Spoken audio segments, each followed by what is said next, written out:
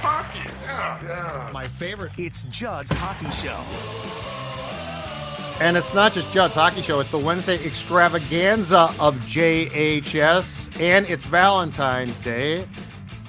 And as you can see, Jesse Pierce, Bar Down Beauties, NHL.com, covers the Wild, does a great job. But look at that. It's Declan, it's Judd, and it's Jesse Pierce. Look at how she's dressed today. Valentine's Day. You got the balloons. What's the... These are just tiara? sunglasses. I thought you had like a tiara thing on. No, I. Look at those. Yeah, they turn everything really red, so it's not great. It's red colored glasses that maybe you need when you're watching the Minnesota Wild these days. Well, they're so hot that you have to wear the red to diffuse the flames coming through the picture. And you start with a very interesting comment. Okay. So since the bye week of the All-Star break, the Wild comes back. They beat the Blackhawks in what I thought was a terrible game. And if they had played a good team, they lose. If they hadn't got a talking to before they went on the break, you guys, they definitely got a talking to after that Blackhawks game. Pittsburgh, Marc-Andre Fleury night last Friday. Jesse was there. I was there. It was spectacular. It was emotional. It was as cool as you can get for a sports fan. And the Wild played their asses off. They win that game in large part because of the fact that it was so important for the Flower to beat his former team on a night in which he was honored. They come back after that then again and play the Golden Knights, give up a goal like 20 seconds in or something like that, come back and win. Matt Boldy has gone from against the Blackhawks, no showing the game, to looking outstanding. So Jesse, we'll start with you. What do you make of what we're seeing? And are you like me and you're somewhat frustrated by where has this been? Or do you think that this is a legit turnaround for a team that plays the Arizona Coyotes tonight on the night we're recording this? And the Wild is what, at this point in time, still, I believe, 5 points out of the second wild card spot. I think I quote tweeted you because this is the frustration. This is the third turning point we've had this season, I think. You go back to the New York Rangers game and, this win's going to change everything. You go back to the win streak. It's going to change everything. This Vegas win, don't get me wrong, huge. Absolutely incredible. It was big for a number of reasons, not just to get the points, not just to defeat the Stanley Cup defending champions, but you have Matt Boldy who gets 3 points. Ericsson Ek gets 2 goals. Kirill Kaprizov now 15 points in his past 10 games. Bolds has 5 points in 2 games. I mean, to have those guys show up, that's what made me even more excited. Unfortunately, I still just can't buy in. I can't buy into it being true because the inconsistency has been there more than the consistency this year, and that's the concern. It's frustrating to watch because it's not that they're a bad team. It's not that they're a good team. They're going to be a very team, and they could be that night in and night out, and they probably could make a push because 5 points isn't that far back. Again, that's just them controlling what they can control and needing to win. They could do it if they play the way that they played in Vegas. So I'd love to see this. I hate using the word response game to a win, but I need a response game. You need to go in and handle Arizona. Arizona is fighting with you for this spot. You guys are volleying back and forth. But because Minnesota has been so inconsistent, because they haven't shown good play nightly, and that's players from top to bottom, it's really hard for me to believe that, yep, here we go. We're back in the playoff hunt. Let's give it to her. Judd, I believe it was you and AJ last week that said, should the Wild scratch Matt Boldy?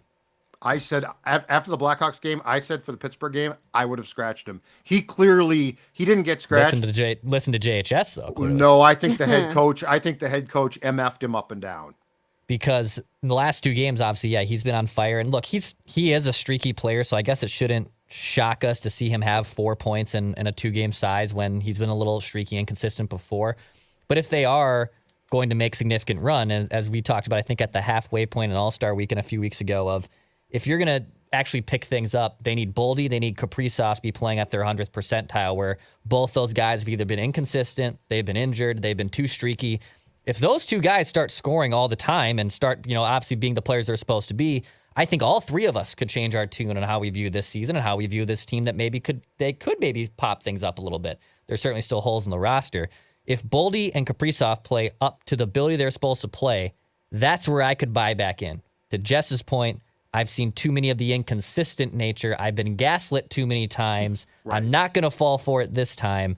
But unless they continue to play up to the level they're supposed to, I can't fully buy in. I want to talk about one thing that I think is a major positive that I think it took place actually, not the Pittsburgh game. I think it was the third period of the Blackhawks game because they were terrible. Like they won that game, but that game was terrible. And it's something that we've been calling for. I think a lot of fans have. So this is not just a pat an individual on the back, but it's again something that the team watched and watched and watched and wouldn't do. And I think it's been huge. Boldy being put on the first line has been great because he's shooting and he is willing to shoot. And then Jesse, just as important to me, Zuccarello being taken off the Kaprizov line, which we've talked about how many times. But I think what we're seeing is this. Matt Boldy has either been told or just has decided I'm going to shoot more. Kaprizov, I don't think you can really change him. Like he's going to still shoot, but he's also going to pass a lot. And I don't think you can sit him down and be like, all right, dude, here's what you're going to do.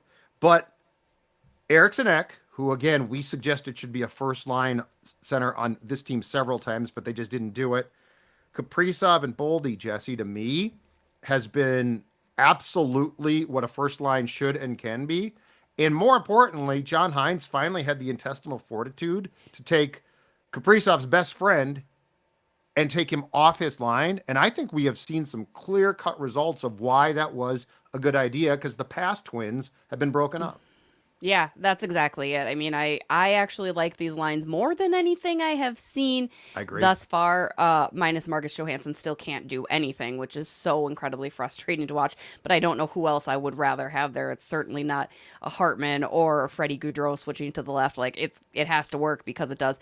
But it feels more balanced. There had been times when you'd seen Matt Zuccarello get taken off Kirill Kaprizov's line, and it wasn't for very long extended periods of times. It was maybe a shift here or there, and it was fine. But this just feels really well balanced. I really love Kaprizov and Boldy and Jules Ericsson Ek because of what they can bring between the grit, the size, and the skill. And then you go down to your second line with Marco Rossi doing the tremendous things that he continues to do night in and night out, alongside Matt Zuccarello, who has this vision and this way to move the puck around as well when he's going.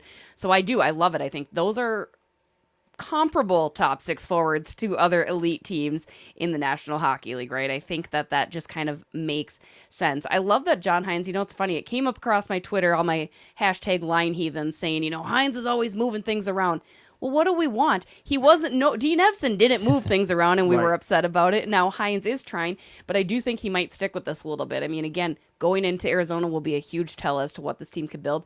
But I think with those top six forwards, you have a better chance than switching and going back to Kirill and Zuccarello on the same line. And I think on paper, you have Kaprizov, Boldy, Ek on top, and you think, oh, this would be too top heavy. In fact, we've thought about the idea of Kaprizov, Boldy together, but that puts too much ammunition on top of your line. You can't spread that wealth around the rest of your lineup. I mean, with the inconsistent nature of the Wild, I mean, at this point, you have to kind of lean into that. I think you have to lean in to having a top heavy line and still having some comparable guys. Yeah, Marco Rossi has continued to have a really successful season that's gone under the radar a bit. Yeah, you'd like to see more from the Johanssons and Folignos, et cetera. But at this point, if they're going to make a run, it's going to have to come from those three guys. And if they have to play 22 minutes a night, which, I think more and more hockey has gone away from fourth lines, only playing 6 nights. You have 4 lines that can roll about 10 to 12 nights on average. But if they're going to make noise, if they're going to be significant playmakers and try to get back in the playoff race, they're going to need that top line to basically produce night in and night out. And I did like the fact that in the win against the Golden Knights, they actually, in the third period at one point, while protecting a lead, broke up that first line and took Boldy, I think, off of it for a second. And so, look, I am not a fan of juggling lines for the sake of it. And we've seen coaches that just juggle. And it's like there's no consistency here. And I do think it helps players to have consistency. But Jesse, to your point, and it's spot on, with Dean, it became maddening because it was like he married himself to, it was like, if Zuccarello and Kaprizov weren't playing together, he was afraid that they might go home. Like, we're just going to go home. Call mom and dad. We're not feeling it. Yeah, we're not feeling like we want to play for you now. So yeah, John Hines, to me, this is perfect. And I think that in 2024, if you set your lines and that's how it's going to be, and unless it's like a cataclysmic problem, that's a problem too. So yeah, I think John Hines is basically, and the Chicago game probably helps in some ways because it was so bad. Mm-hmm. Now you're fortunate to have won. You got 2 points, but it was such a, I think you're hard pressed to see a team that leaves Turks and Caicos and stays there during the game. Yeah. And I've never seen that many guys like just checked out. So, but I do think that your line point is spot on, which is if you are going to just like be married to lines, it's not going to work. Let's talk about Boldy for a second though, because I'm with you guys. Like, I'm not buying in like to a team. There's too much. There's too many things. We've seen it. Jess outlined it. She's exactly right. But when it comes to Boldy, let's talk about players individually and expectations. And Dex, I'll start with you on this one. The last 2 games, is there any reason, and I talked about this with Age on the show yesterday, is there any reason why we can't expect a semblance of what we've seen from Boldy every single game? Because to me, it's hard work, it's shooting, but we're not asking him to be Gretzky. Like, right. Go. Right. I would say it's putting him with the right playmakers here.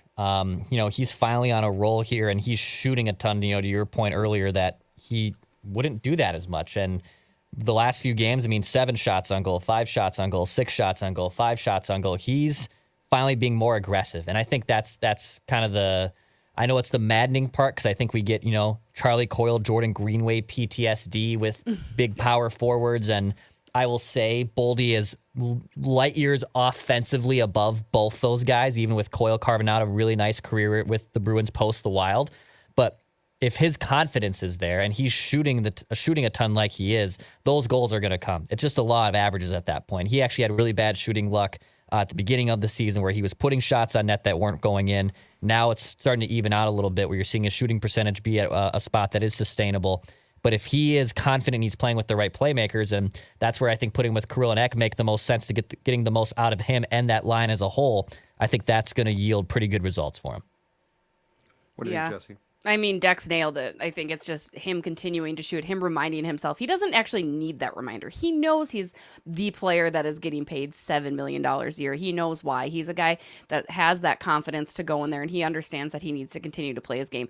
But I think you're right. The difference is John Hines not being afraid to hold him accountable. Now, I don't necessarily know that Dean Evason didn't do that, but it certainly seems like something changed. There was 2 shots only in that Chicago game where Matt Boldy was one of many absent players going back to that win. And I hate to keep harping on it, but it was so bad, you guys. Like, I forget that they actually won that game. You know what I mean? Like, that's how bad it was. I was like, oh yeah, we count that as a win. But I think Boldy can, if he's tough, right? I guess I have a tough time because he is so streaky. He can be very streaky. We've seen this 2 years in a row now where it's kind of very high peak and valley situation, but he's young. That's the thing that's still exciting. That's the thing that's still enticing is that he can get it figured out. Once he gets it figured out, which I think he does right now, it's only good things for Minnesota Wild. So I pointed this out to H though. So he is young. He's what, 22? Mm-hmm. But here's what I say if I'm John Hines. I say, you know what, Matthew? You've been playing in this league for a while now. And you know who else is young and technically in his rookie season? Brock Faber. And Brock Faber makes mistakes, but you know what I never see? I never see him not playing his all. Like, I never see games where I'm like, well, he's taking tonight off. He might make some bad passes sometimes. I mean, my God, he plays so much. I'm not surprised by that. But my point is, like, I think Faber's the poster child for, and the thing with Boldy and Greenway and Coyle that they all have in common, and I get it, but it's not an excuse, is they're Boston kids. They're Boston kids who are playing tough positions. Like, that power forward sucks. It's a tough role. Boldy and goals will come and go. You'll go through streaks, right? You'll score 3 here. You'll score none for X amount of games. You'll score 2 more. But the one thing that doesn't come and go, unless you choose that it does, is your effort. And, with Boldy to me, it's not a statistical thing. It's when you watch the Wild, do you notice him? Mm-hmm. And the last 2 games, now granted, it's also resulted in point production, but the last 2 games, it's like, oh my God, this guy is driving to the net. He's doing everything he can. And I do think that there's a sneaky advantage here when you put a guy with Ericsson Ek. I don't think he can take time off, Jesse. I think it becomes very, very hard to justify you basically gliding around like our guy Marcus Johansson does when 14 is working his ass off every single night. I was going to say it's the Jules Ericsson Ek effect, right? I mean, but they tried that with Greenway and I think maybe even a little bit with Coyle. I know for sure with Greenway, obviously, and that didn't necessarily translate. But Matt Boldy is a very different player. I should clarify, I understand Greenway is not from Boston. He went to Boston. Yeah, I got He's you. from New York, just for anybody who wants to chirpy chirp down there. I understand where he's from. You think men would chirp you on X Never. about- I know No, nothing. everyone would. Oh, come on. No, that would never happen. No, but I mean, again, we can't reiterate enough what Jules Ericsson Ek brings, right? I think it's not lost on anybody, and he just doesn't get the national attention that he probably rightfully deserves because he is an outstanding centerman with that physicality, with that body, and he's, I mean, on pace for more goals than he had last year. Now, granted, he was injured, but with 23 so far on the year, and still quite a few games to go, it's exciting to see him finally come into his own, and it's even more exciting to see the impact that he does have on his line mates, whomever they may be. We've seen that little by little, season by season, but I think this year it's really made a huge difference. Absolutely. All right. Jesse came up to me in the press box, the last game that we covered together, which was Friday against the Penguins. And now you have had, and I think you were leaning towards this already, so this is not a newfound thing. But you brought up Brock Faber for the Calder. We now know that Bedard, I think, is supposed to return. He's skating now. He's still non-contact. I think the hope is he's going to return at some point next week. Talk me through your thoughts now about Brock Faber, who has a real chance. I'm not saying he's a slam dunk. Talk me through your thoughts, though, on Brock Faber actually winning the Rookie of the Year over Connor Bedard, who is the chosen one of the National Hockey League. Yeah, I mean, it starts with Connor McDavid didn't win his rookie year, and that didn't change anything in the NHL. It didn't change the NHL's perception of Connor McDavid, which I think that's the thing everyone's scared of, right? Gary Bettman needs Connor Bedard to win. He needs to help salvage Chicago Blackhawks, yada, yada. McDavid was needed back then, too, and he did not win. Sidney Crosby lost. Now he lost to Alex Ovechkin, which happens as well. But from a defensive standpoint, it's hard to win. Cale Makar won it, yes, and I think Brock Faber's in the same conversation as Cale Makar. The reason I didn't buy in immediately, and I know this has been discussed all year long, like, oh, Brock, he's important to our team, and he is, and he was getting points, and he was putting himself among that list of top rookies. But it felt very Minnesota. It felt very Minnesota to be like, yep, our boy, he can do it. He's from Minnesota. He plays for Minnesota. He played for the Gophers. And I do love that, but I just didn't want to believe it. And I think I was like, Brock is a very good defenseman. But the more I watch him play and eat the minutes, the more I watch him shut down the top lines of the opposition.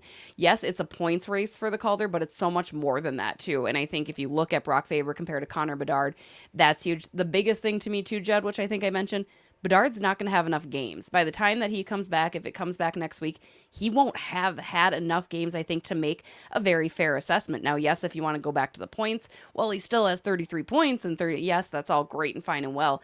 I just think he wouldn't have been able to showcase enough in the amount of games left to overtake Brock Faber, because I'm hearing when visiting teams are coming in, they're immediately going to Brock. They're going to Brock like they used to go to Kirill. And so I think that's also very telling, is that he's getting this national recognition. And I'm all in on the Brock Faber for Calder train. Choo-choo, buckle up, bring it on home, Fabes. What do you think, I think what's helping him, too, and look, I know Chicago is playing like their 30th outdoor game in 10 years, so they always get attention, even when it's maybe deserved or not deserved. But Chicago is awful. They are so bad. They only have 14 wins, and the Wild, sure, aren't necessarily a lock to make the playoffs or aren't really anything special either. But I think Brock Faber has contributed to the Wild success more than Bedard has with Chicago. I understand Bedard's the sexy one because he's the first overall pick, and he could be and should be probably an NHL superstar that the league would like to build around and market on. But without Brock Faber, the Wild are worse. Like, the Wild are significantly worse. It's kind of like, it's a lot like an MVP vote at that point. If you took away that player on that team, is that team anything special? Are they anything without him? And I think the Wild would be in significant trouble, especially when you looked at the injuries to Spurgeon and Brodin at some points this season and their just lack of a third pairing in general. You remove Brock Faber from the equation, and the Wild probably look a lot more like the Chicago Blackhawks from a records-wise. So, yeah, I think he has a legitimate case.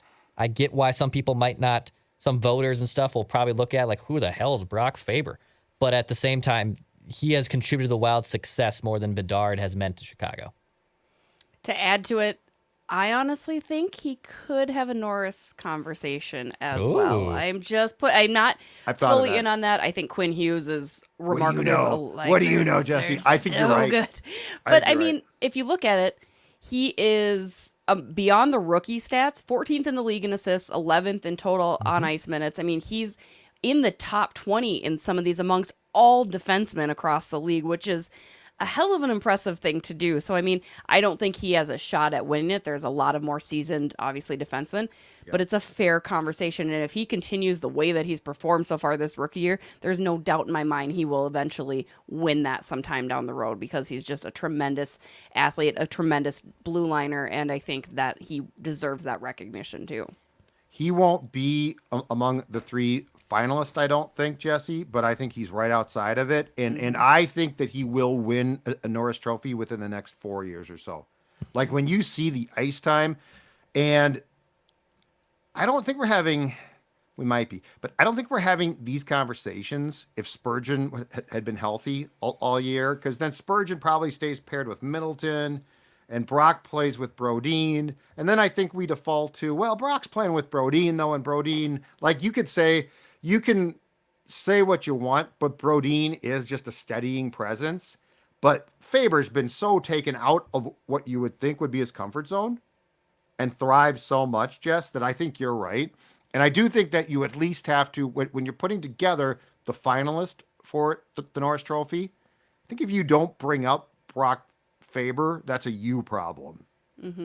Well, and I think I'd go against you, though, on that. I think if Spurgeon were here, I still think Brock is the top defenseman on your top pairing. You're right, he's probably still with Brodin, but I could see if they had been paired together without Brodin getting injured and taking him out, Right. that would be your top pair. I kind of still like him better than a healthy Spurgeon, and I know we all love Jared Spurgeon, right? Like maybe, Yeah, but you're right. I think do agree it's with your so point. different if Spurgeon never got But I hurt. mean, he's just playing such a ridiculous amount of ice time, and for that age, and to look that calm. And I mean, I think we've always said that Brodin is probably going into the season the greatest skater that this team has had. Like, he's just a phenomenal skater. Faber, dare I say it, is as good or better, right? Like, just as far as a skater goes, it's ridiculous. Yeah. Like, there's nobody he backs down from. Connor McDavid didn't make him look stupid. And I think there was a one-on-one play, Jess, right below us in the press box at the X, where McDavid bared in. And I mean, you saw it last night. I think McDavid had 6 assists last night, if I'm not mistaken, against Detroit. And there's one where he did the old Savard spinorama and just made a defenseman look like an idiot. Yeah. And I think he was hoping to do that to Brock, and he could not. Last thing, let's talk about Friday night, because I thought the Fleury thing deserves some discussion here. As far as events that you have seen the Wild, Jesse, put on, honoring players down that path, where did this one rank to you for, keep in mind, a guy who had to play goal that night? I mean, considering the other ones semi-forgettable, I mean, not to be rude or crass to them. Mikko's, well, and then there was Ryan Suter's 1,000th game. I think I covered the team for.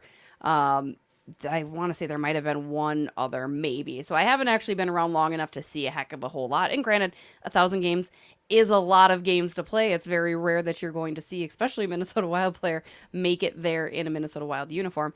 I thought they did a great job. I love that Pittsburgh was a part of it because they know how important that is to Marc-Andre Fleury's story.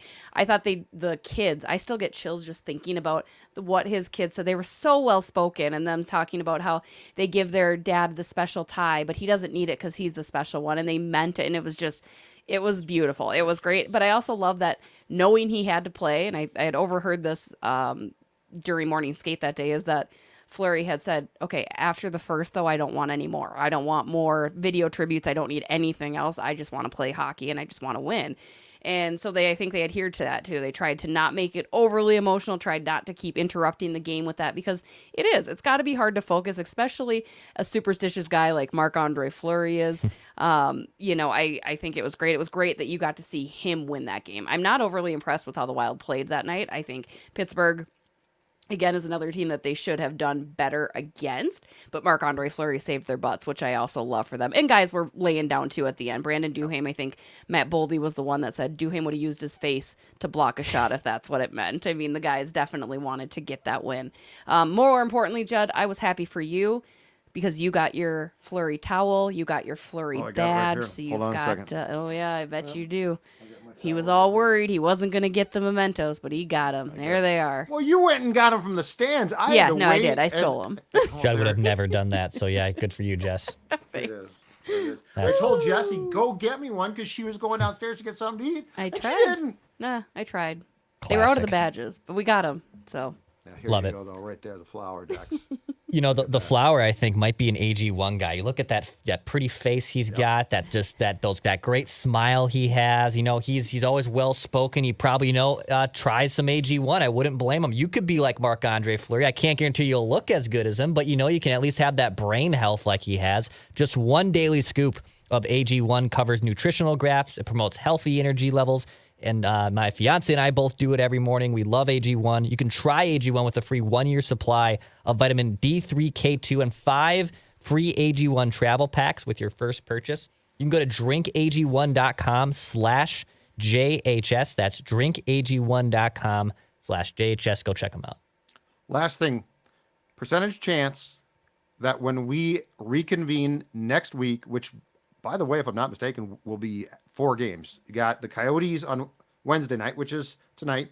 You got a matinee on Saturday. You got a matinee on Monday, and then a Tuesday game against the Jets. Percentage chance that the Wild has won all 4 games.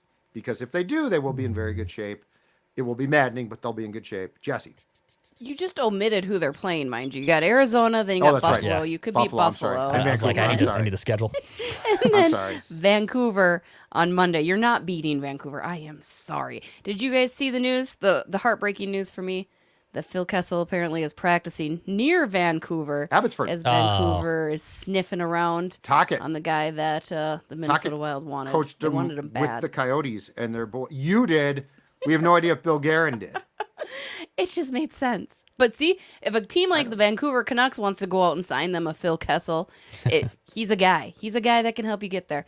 No, I don't. I think the percentage chance, to answer your question, Judd, 10, just because I got to give them a fighting chance.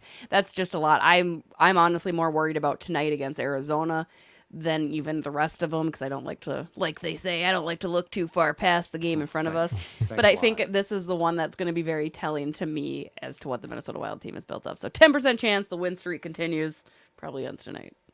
Yeah, I mean, winning 4 games in a row, even though, Arizona, they could definitely go there. I heard Matt Dumba's name pop up on trade rumors. I wouldn't be surprised if he actually gets moved here in the coming days as we get closer to the trade deadline. You mean here to Minnesota? Because I feel like not that's here. A thing. Nope. And am I going out of focus as I say this? So yes, you are. You're blurry You've now. been blurry. Do you know I something, thought it was Jesse? my contacts. No, I just feel like that Matt Dumba, I think it'll be a free agency signing. He'll take league minimum to come back here, is what I feel. Just don't you feel that way when he was here? Do you not feel that way? He loves it here. Billy loves him. If he was like, "Hey, give me league minimum, I'll come back." Yeah, let's give him a no trade too. Sorry, Doug. Yeah. But I would put it at like 25% chance. 25% chance that they can come back by the next time we reconvene, and they are red hot. Judd has to process that a little more. I'll put it at 8%. I'll put it at 8% because I think that they win against the Coyotes, and then I think they lay an egg like against Buffalo. Because just when they pull us in, just when you think it's safe, it's like Jaws. Just when you think it's safe to go back in the water, they bite your leg off, rip your heart out.